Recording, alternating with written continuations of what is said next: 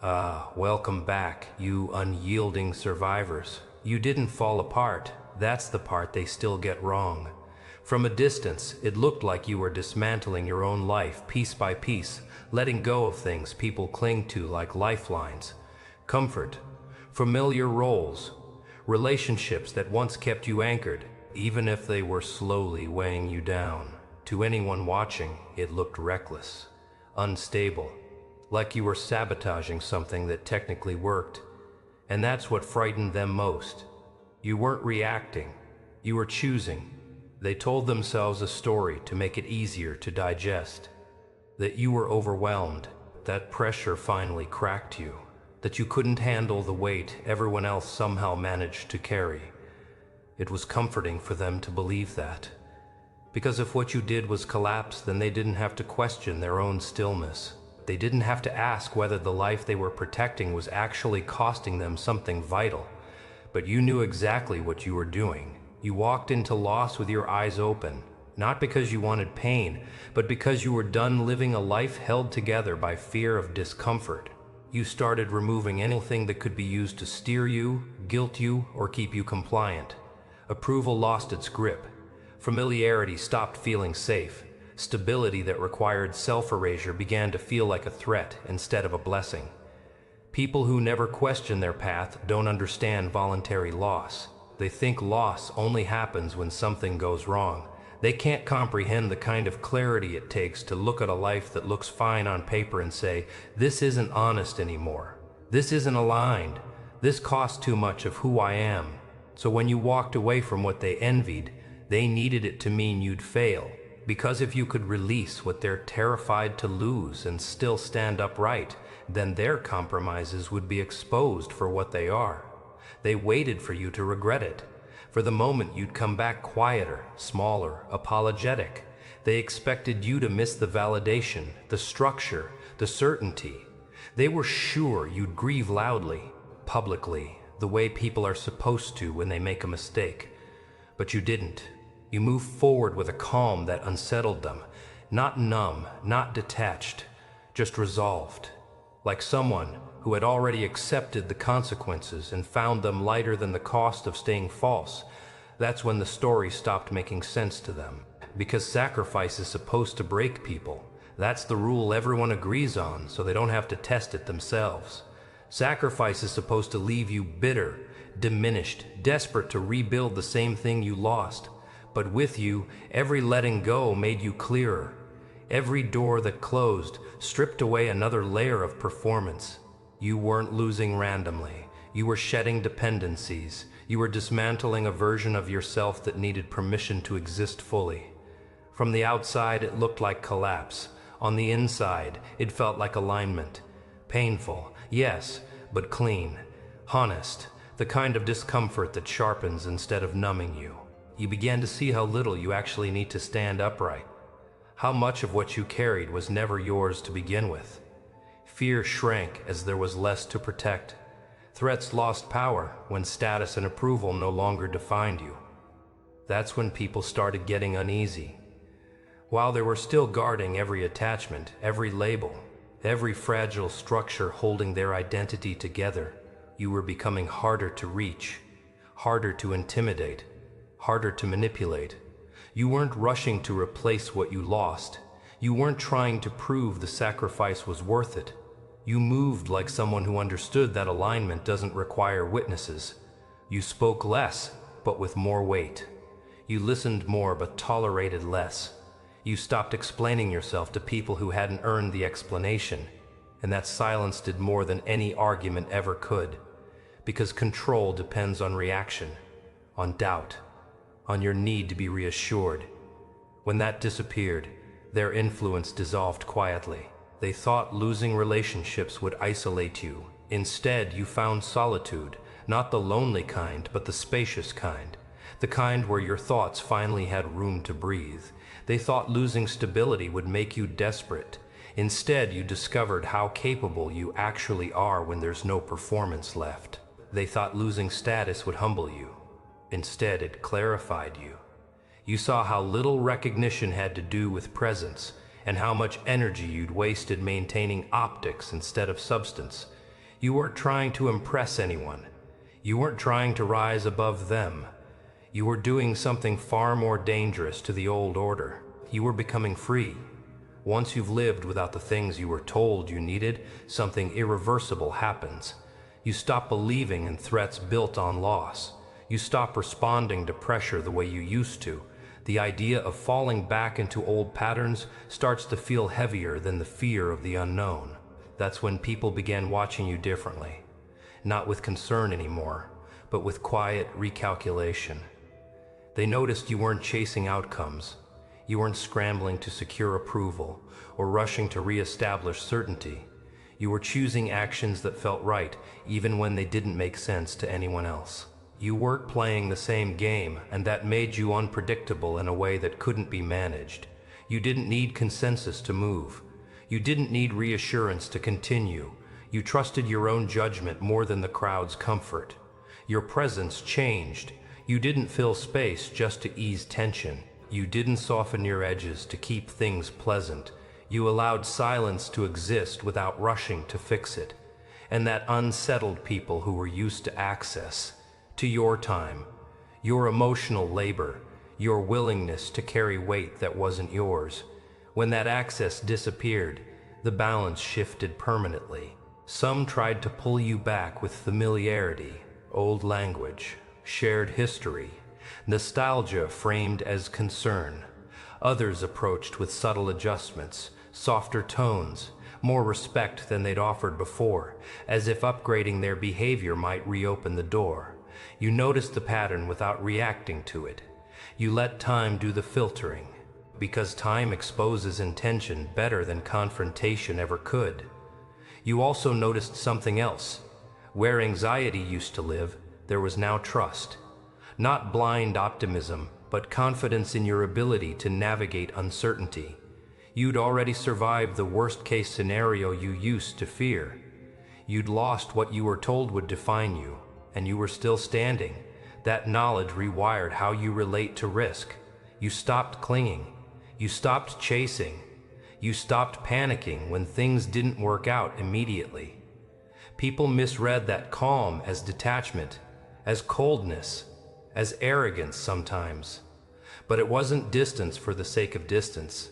It was clarity. You no longer negotiated with environments that required you to erase yourself to belong. You no longer invested in conversations that demanded you shrink to keep the peace. You weren't closing yourself off. You were being precise. That precision created separation. Not dramatic, not hostile, just undeniable. Some people couldn't follow because the path required letting go of comfort they still worshipped. Others didn't want to follow because your choices forced them to question their own. And a few simply couldn't recognize you anymore because the version of you they understood no longer exists. You felt it in the small things. Conversations that ended sooner than they used to. Jokes that no longer landed. Expectations that felt intrusive instead of familiar. Not because you became rigid, but because you became honest about your energy.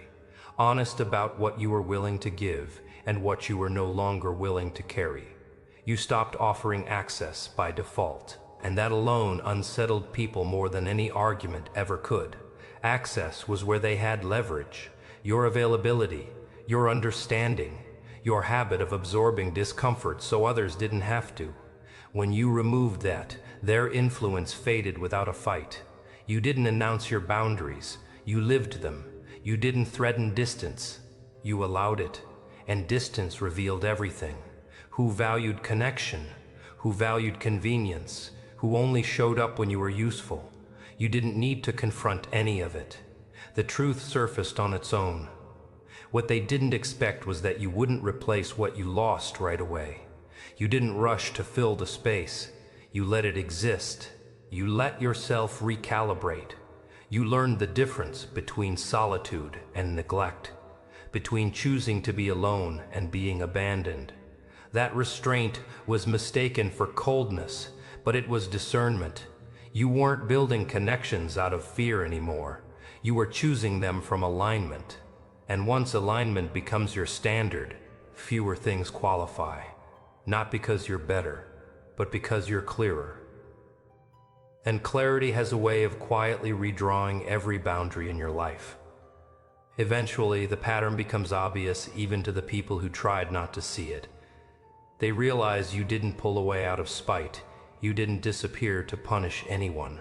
You didn't change to prove a point. You simply stopped betraying yourself for the sake of familiarity.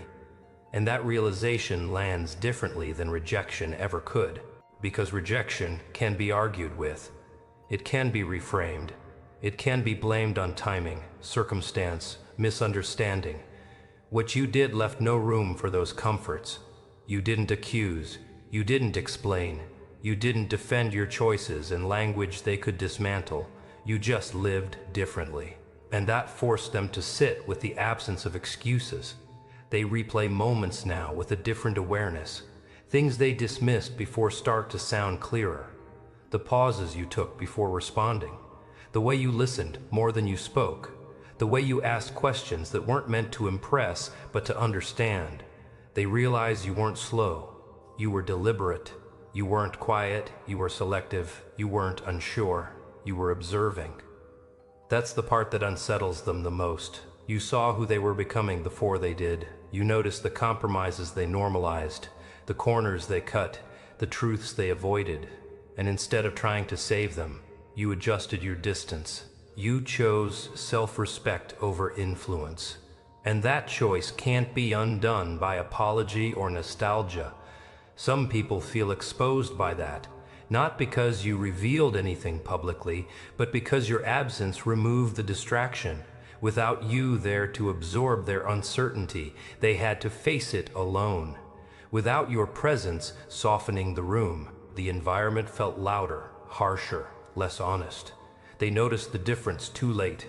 Others feel a quieter kind of fear. Not panic, not regret, but awareness.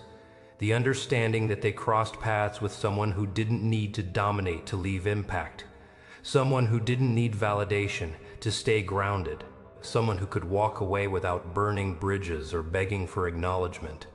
That kind of independence disrupts systems built on control. You become a reference point without trying.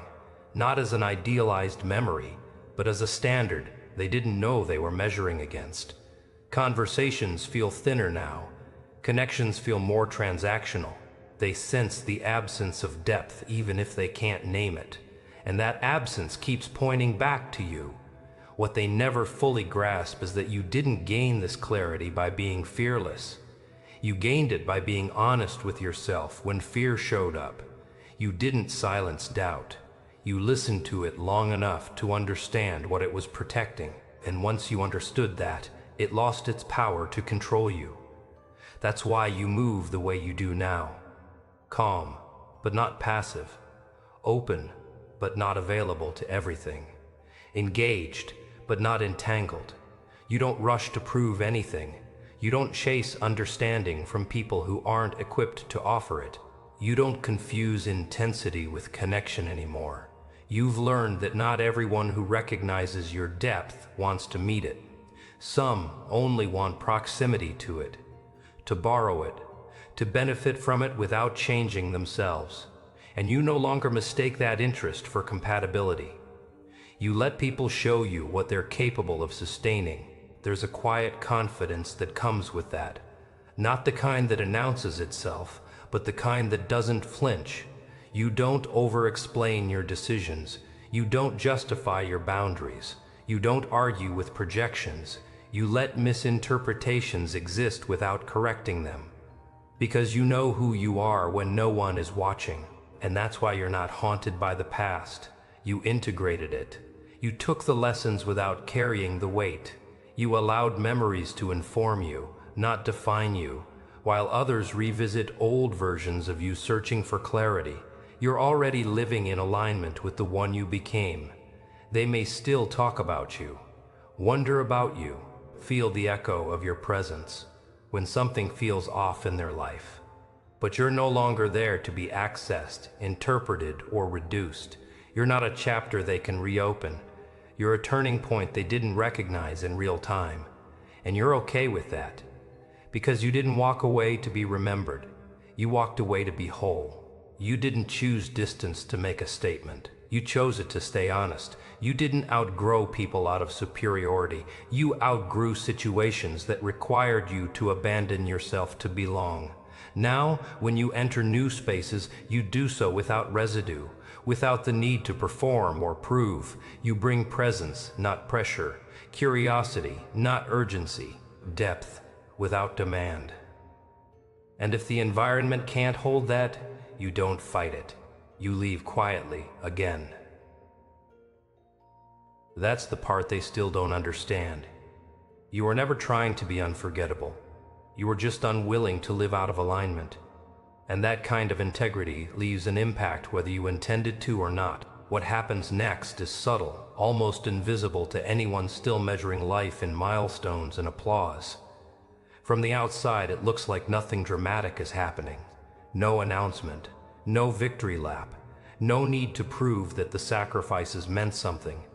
But internally, something has fully locked into place, a solidity that doesn't shake when plans change or people misunderstand you, a steadiness that isn't dependent on momentum. You begin to notice how differently you experience the world now.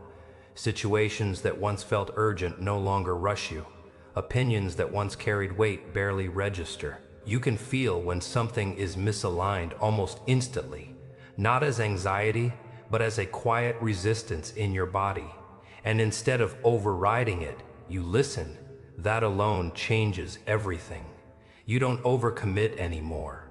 Not to people, not to futures, not to identities that haven't proven themselves over time. You allow things to unfold without forcing direction.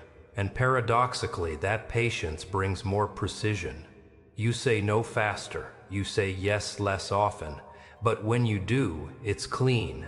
No resentment, no second guessing. People notice the difference, even if they can't articulate it.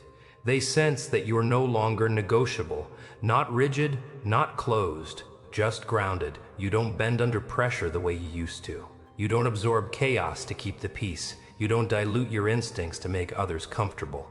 And that changes the power dynamic in every room you enter. Some try to test it. They push boundaries lightly at first, expecting the old version of you to show up, to over-explain, to accommodate, to smooth things over. When that doesn't happen, they adjust, or they retreat. Either way, the interaction resolves itself without effort on your part. You've learned that clarity does most of the work for you. You also stop romanticizing struggle, not because life got easier, but because you no longer equate hardship with meaning.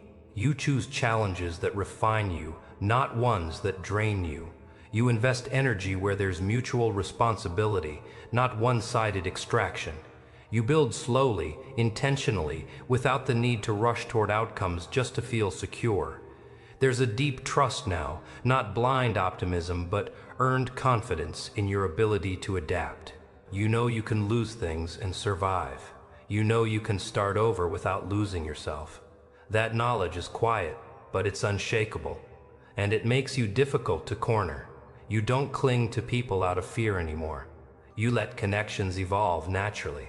Some deepen, some fade. You don't chase closure where there's none to be had.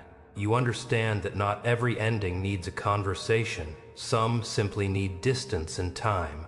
And then there's the crown they never expected you to wear. Not status, not dominance, not recognition, but authorship over your own life. The authority that comes from knowing your limits and honoring them. The power of being internally consistent. The freedom of not needing permission to be who you are now. That's what they saw without fully understanding it. You gave up the things that once defined you. The safety nets, the labels, the roles that came with applause and approval. And instead of shrinking, you expanded. Instead of disappearing, you became unmistakable.